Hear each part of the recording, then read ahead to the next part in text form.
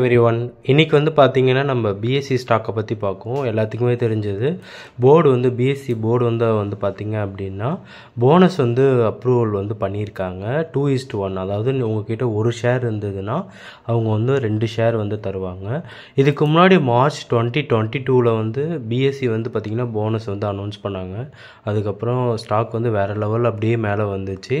So இதில் வந்து பார்த்திங்கன்னா ஸ்வாட் அனாலிசிஸில் இது வந்து பாசிட்டிவாக தான் இருக்கும். ஏன்னா மோஸ்ட் ஆஃப் த பீப்புள் வந்து ஹோல்ட் பண்ணுற ஸ்டாக் இது. அது இல்லாமல் இது வந்து ட்ரேடிங் ஸ்டாக்காக இருக்கிறதுனால அதிக பேர் வந்து வச்சுருப்பாங்க. ஸோ சார்ட் வைஸ் பார்க்கும்போது நியர்பை ஹையில் இருக்குது.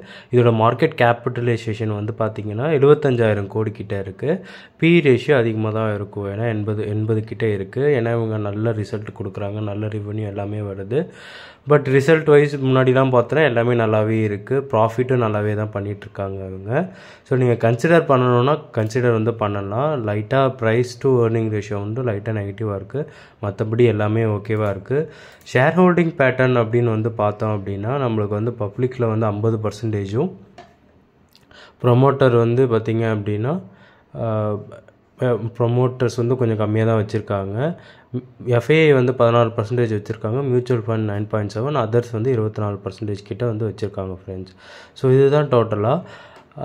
ப்ரொமோட்டர் சுத்தமாகவே இல்லை, ஆக்சுவலாக 0வாக தான் இருக்குது. ஃபுல்லாக எஃப்ஐஐ வந்து அப்புறம் பப்ளிக் அதர்ஸ் தான் வந்து வச்சுருக்கோம். இந்த ஸ்டாக்லாம் வந்து பார்த்திங்கன்னா நான் வந்து எப்போயோ வாங்கினது. நான் வச்சுருக்கிறது எல்லாமே இப்போ ஆக்சுவலாக சொல்லப்போனால் ஃப்ரீ ஷேராக தான் இருக்குது.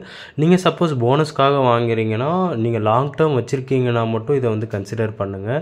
போனஸ்க்காக மட்டும் வாங்கிட்டு நான் விற்றுருவேன் அப்படின்னா இப்போ வந்து கன்சிடர் பண்ணாதீங்க. ஏன்னா போனஸ் கொடுத்த பிறகு ஸ்டாக் வந்து கொஞ்சம் கீழே இறங்கவும் வாய்ப்பு அதிகமாகவே இருக்குது. பட் நீங்கள் இது வந்து லாங் டேர்முக்கு உண்டான ஒரு சூப்பரான குவாலிட்டி ஸ்டாக் வந்து பார்த்திங்கன்னா பிஎஸ்சி. நீங்கள் இந்த ஸ்டாக்கை பை பண்ணுறதுக்கு முன்னாடி உங்கள் ஃபினான்ஷியல் அட்வைசர்கிட்ட செக் பண்ணிவிட்டு பை பண்ணுறேன்னா பண்ணுங்கள் ஃப்ரெண்ட்ஸ். Thank you so much.